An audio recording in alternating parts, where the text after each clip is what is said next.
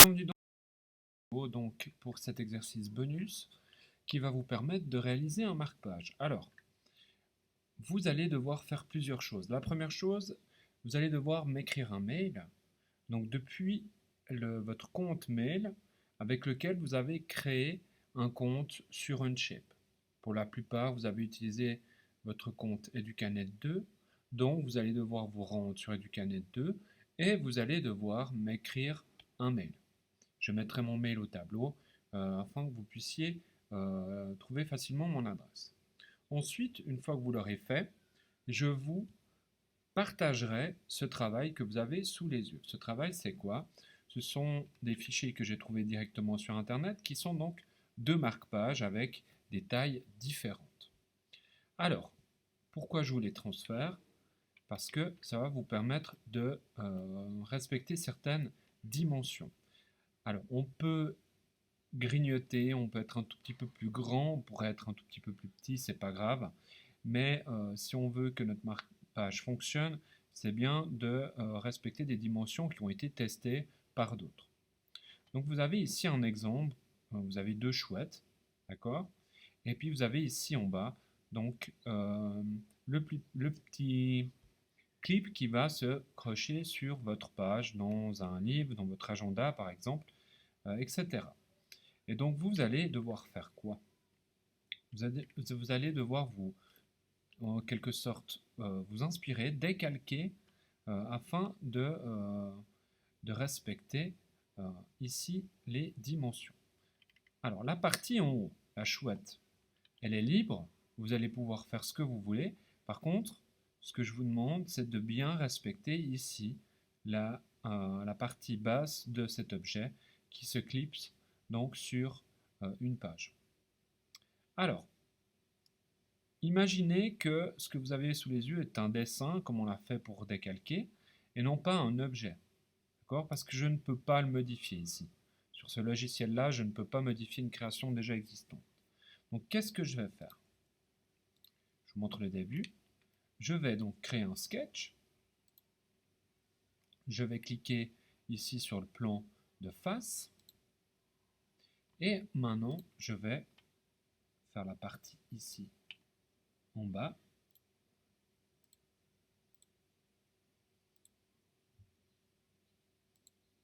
Je décalque. Je fais ça de manière très rapide, évidemment, que je vous conseille vivement de zoomer comme ceci. Vous voyez, il y a un décalage par rapport à la forme, mais là, c'est à titre d'exemple. Ok, et je ferme ici. Je fais ma première partie.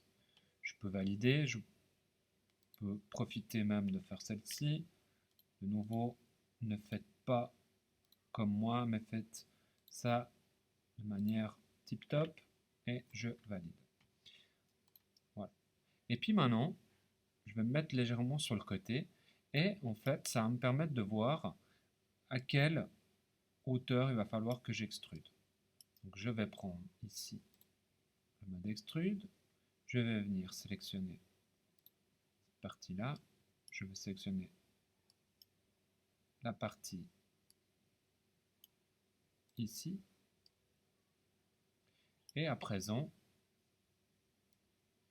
je vais me mettre de manière à me retrouver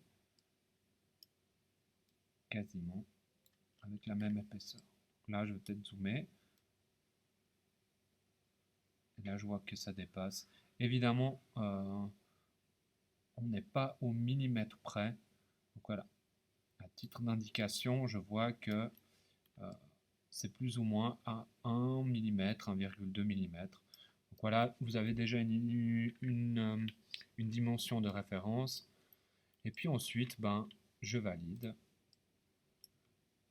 Je pourrais même à partir de là me dire, bon, ok, j'ai plus forcément besoin, pardon.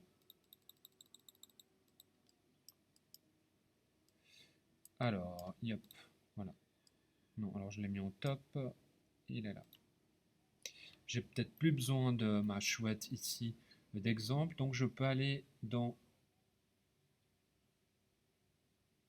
import et je pourrais très bien, à partir de là, faire delete ou suppress. Voilà. Et puis du coup, ben, j'ai mon clips, et puis maintenant je vais faire par exemple sketch. Je resélectionne ici. Je pourrais très bien, et puis j'imagine c'est ce que vous allez faire, charger une image. Et puis ensuite, ben, je repars. Je vais faire quelque chose de très grossier. Hop, hop, hop. Et voilà. Je vais évidemment joindre pour que mes bouts ici en bas tiennent à quelque chose. Je valide. Je prends extrude. Et là, alors là aussi, on n'est pas au millimètre près. Par contre, je pense que 3 mm, c'est une bonne valeur. Je valide. Je pourrais très bien ensuite reprendre sketch. Hop. Là, je vais prendre ceci.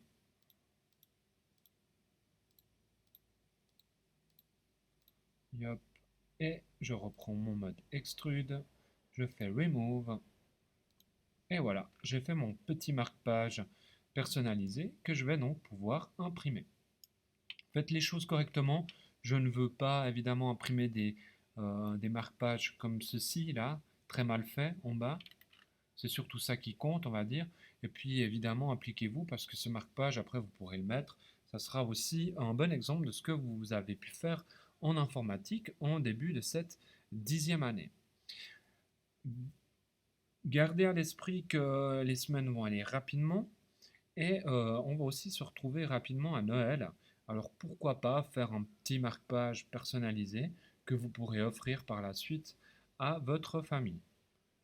C'est des petits objets, on peut en imprimer toute une série sans problème. Donc voilà, je vous laisse faire votre petit marque-page.